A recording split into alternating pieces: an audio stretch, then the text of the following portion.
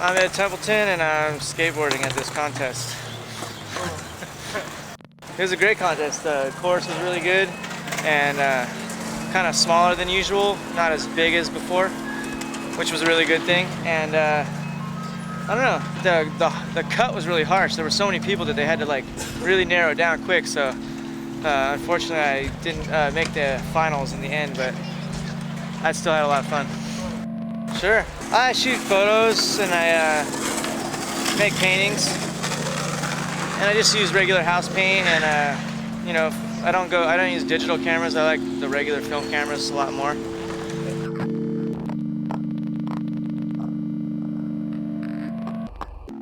I guess you would call it street photography. I just kind of shoot, you know, I get to travel as a skateboarder.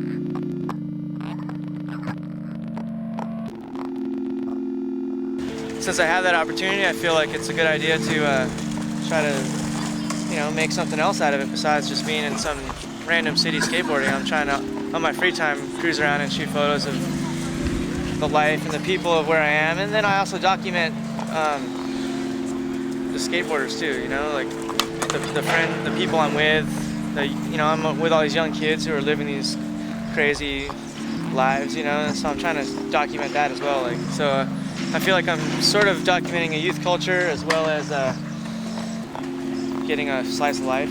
I don't know, it's hard to really put it all into a big capsule, but that's part of it. I've been friends with Jason Lee for a long time. We grew up skating together as little kids, so it was kind of cool I haven't seen him for a long time, and since I was skating with him, he of course became a big movie star. So we had dinner last night and caught up on old times. It was really cool.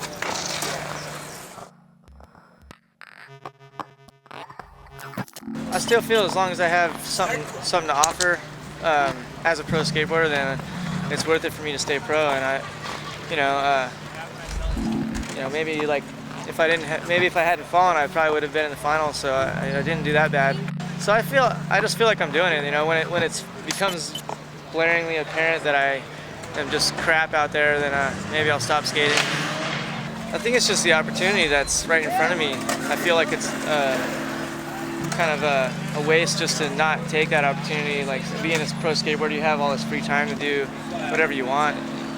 You know, I suggest to all my riders, you know, put yourself through college while you're doing this because you're making money and you have all this free time. You should do something. So I just took art as like a creative outlet during all this time. That's one thing I'm inspired by, just the fact that I'm able to do that. It's like not a lot of people can spend a lot of time working on art. If you have a 9-to-5 job, it's hard to come home every day from working and, you know, put in 5 hours of painting or something like that. So, you know, I feel blessed that I have that time, and that's one of the influences, I guess. Yeah, I think Toy Machine itself is creative. I don't think that I use a lot of my art that you would see in a gallery in the Toy Machine ads or graphics, but because the graphics are sort of more on the cartoony side and, you know, graphic art side. But through Toy Machine, basically, I mean, it all comes down to, when I was a kid, I was really inspired by Mark Gonzalez and Chris Miller and all these artist guys, and they drew their own graphics and stuff, and that was really cool.